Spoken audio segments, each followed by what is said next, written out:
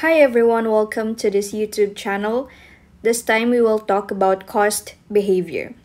By the way guys, I am a certified public accountant.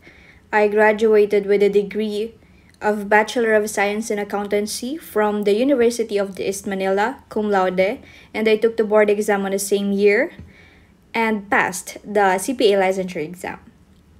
So, our topic today is about cost behavior. For accountancy students, especially kapag nasa early years ka pa na accountancy, medyo nakakalito yung cost accounting, but I'll try my best para mas maintindihan mo. So, if I am to give you a tip sa cost accounting, mas maganda if we will try to put ourselves in the shoes of a business owner or the manufacturing entity para mas ma-appreciate mo yung topics under cost accounting. So now, let's start with the cost behavior. Yung cost behavior, ito yung kung paano nag-change yung costs or yung mga gastusin ng business depende sa level of production nila. Meron tayong 3 types of costs. Types of cost according to behavior. First one is the variable cost.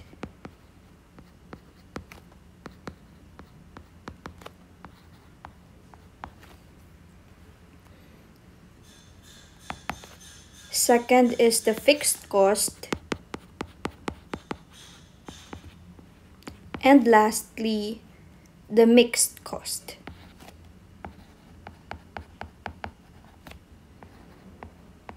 Kapag naintindihan natin yung variable cost tsaka fixed cost, madali na lang yung mixed cost. So, ano nga po ba ibig sabihin ng variable cost? Let's say for example, tayo ay may-ari ng isang milk tea shop. Okay, so milk tea shop, ayan. Ang variable cost, ito yung cost na nagva-vary siya, kaya nga variable cost, depende sa level of production ng isang business entity. So, kapag variable cost yan, so this is milk tea shop. Say milk tea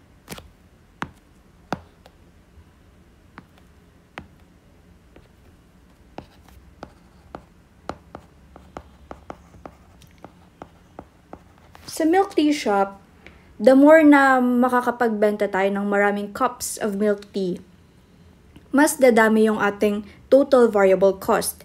Let's say for example, ano ba yung mga may incur natin sa paggawa ng milk tea? Okay.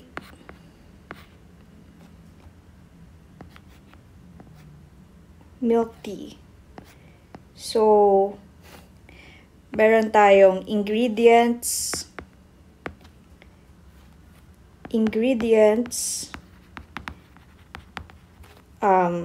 packaging materials, ano pa? Meron din tayong commission kung magbibigay tayo ng commission. So, ito yung mga variable cost. Tinawag silang variable cost dahil kapag mas marami tayong nabenta, mas tataas yung ating variable cost. So, ilalagay natin dito. I-type na lang natin. Kapag marami tayong, ayan. If we will have higher production, tataas yung total cost natin. Yun yung characteristic ng variable cost. However, take note na kapag ang pinag-uusapan natin ay per unit, if per unit tayo, constant ang ating variable cost. Constant. Bakit po siya constant?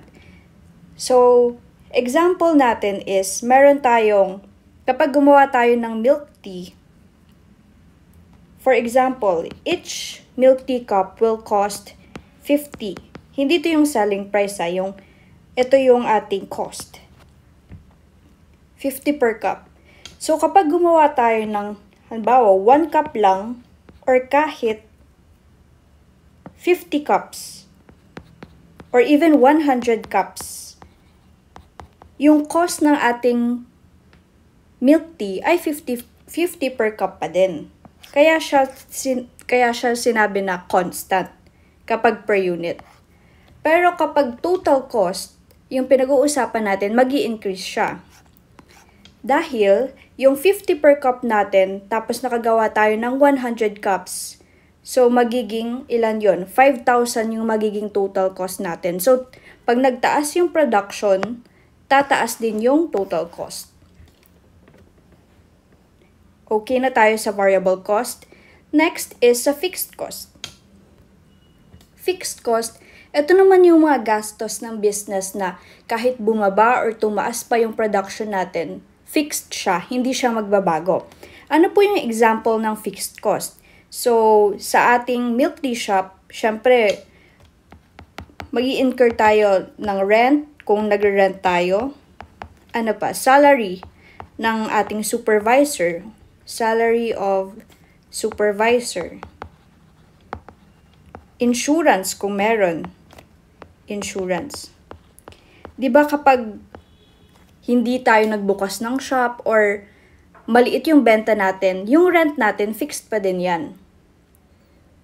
So, kaya siya tinawag na fixed cost.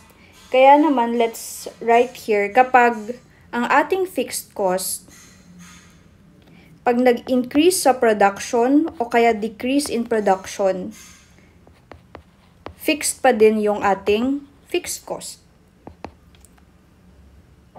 Fixed cost remains fixed. If in total. So, ito yung general rule natin. Kasi kapag ang pinag-uusapan natin ay in total, fixed siya. Paano naman po kapag per unit yung pinag-uusapan natin? So, let's say for example, ang ating rent ay 20,000 per month. 20,000 per month. Kapag ang pinag-usapan natin ay per unit, so let's say for example, meron tayong 5,000 cups na nabenta. 5,000 cups sold. Kapag i-divide natin yan, ayan, 20,000 divided by 5,000,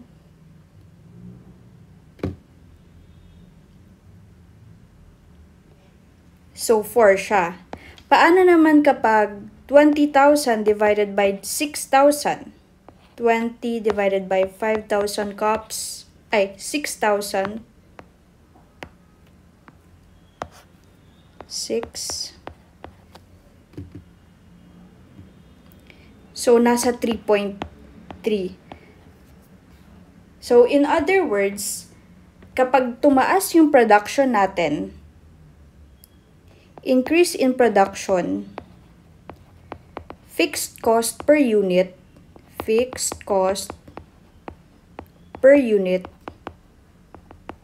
will decrease. Later, I will show you a table summarizing the differences between the variable cost and the fixed cost. Ayan. Next naman ay yung mixed cost. Yung mixed cost ay combination lang ng variable at fixed. Ano naman yung example ng mixed cost? So, a typical example of this is the electricity. Bakit po siya tinawag na mixed cost? Dahil ang electricity bill natin, meron siyang base na kahit hindi tayo gumamit ng electricity, mag-i-incur pa rin tayo ng electricity cost. Pero kapag the more na ginamit natin yung, the more na mag-produce tayo, mas tataas yung bill natin, right? So, in other words, meron siyang fixed portion, tsaka variable portion. So, lagay natin dito, partly fixed and partly fixed, and variable. Alright. So, sa mixed cost naman, yung accounting issue naman natin dito, especially sa cost accounting na lumalabas sa quizzes, sa exams, yung how to segregate the variable and fixed cost under the mixed cost. So, meron tayo ditong tinatawag na segregation techniques.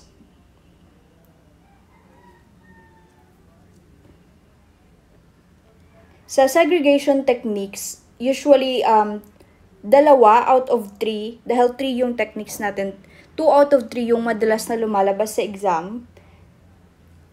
Dito ko na lang isulat, wait lang. Ayan. Segregation techniques. Number 1, the most common is the high-low method.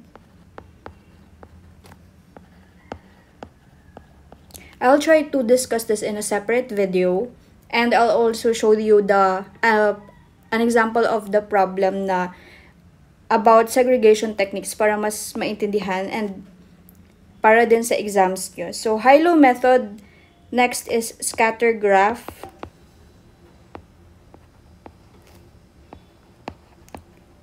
Sa high-low method, ito yung formula-based.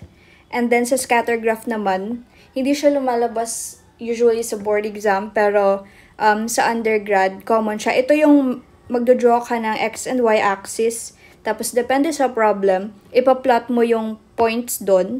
Tapos, i-determine mo yung alignment or direction ng lines.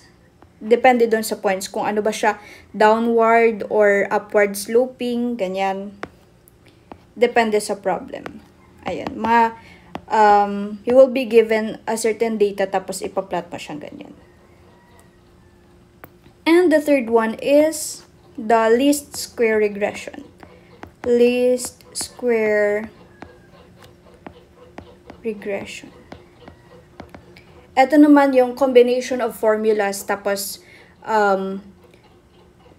mag-elimination method ka or substitution method. So, that is the big picture for the topic cost behavior. But before we end this video, let's summarize yung differences between variable and fixed cost. Okay. So, ilalagay ko na dito sa baba yung table para in case you want to review or isang glimpse mo lang, maalala mo na yung topic. So, let's write here, kapag variable cost, short for VC, short for variable cost, then fixed cost, then lagay tayong in total, tsaka in unit.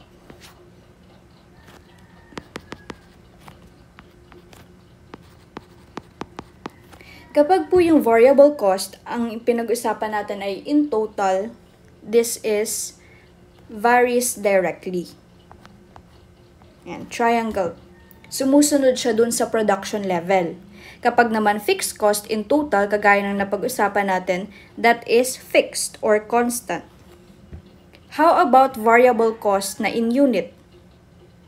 This is constant.